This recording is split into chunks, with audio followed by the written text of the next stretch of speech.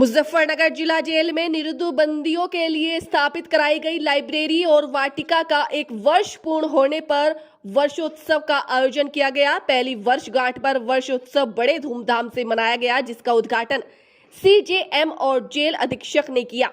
मुजफ्फरनगर जिला जेल के निरुद्ध बंदियों में सकारात्मक ऊर्जा का संचार करने के लिए गत वर्ष लाइब्रेरी और वाटिका की स्थापना की गई थी, जिसका उद्घाटन दूर दराज से आए साधु संतों ने किया था और लाइब्रेरी स्थापना को एक वर्ष पूर्ण हो गया। तो इसी को लेकर जिला जेल में जेल अधीक्षक सीताराम शर्मा की देखरेख में पूजा अर्चना कर वाटिका और लाइब्रेरी की पहली वर्षगांठ मनाई गई।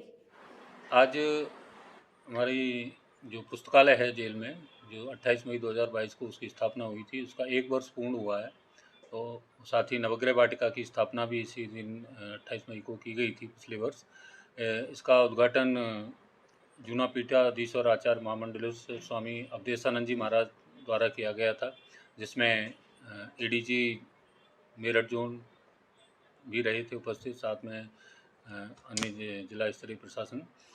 इस पुस्तकालय की स्थापना का जो उद्देश्य था वो बंदी सुधार की प्रक्रिया को एक सकारात्मक स्तर पर ले जाना था, क्योंकि पुस्तकें सुधार का सबसे अच्छा आयाम होती हैं, किसी भी व्यक्ति की सबसे अच्छी मित्र होती हैं।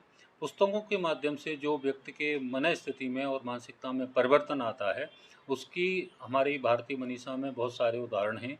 लोगों ने अपने जीवन को किस तरह से बदला है, कैसे लोग फर्श से अर्श तक गए हैं, अपने जीवन को किस तरह से बदल सकते हैं, इसी संकल्पना से यहाँ पुस्तकालय की स्थापना की गई थी। बंदी पुस्तकों का अध्ययन करके अपने आप को परिमार्जित कर पाएँ।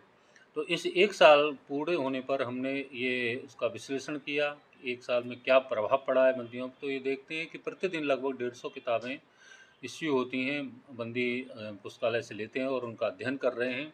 तो इस हिसाब से एक व्यापक मात्रा है जो बंदियों की जो पुस्तकों का अध्ययन कर रही है।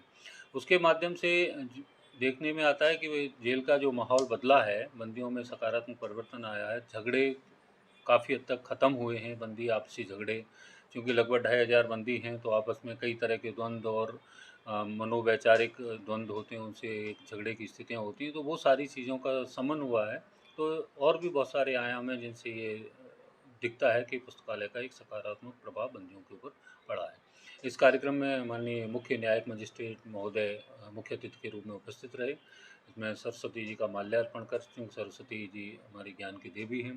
साथ ही चूँकि जो पुस्तकालय की स्थापना हुई थी वो वीर सावरकर जयंती के उपलक्ष्य में की गई थी, आज वीर सावरकर की जयंती भी है, तो उनको भी नमन किया गया।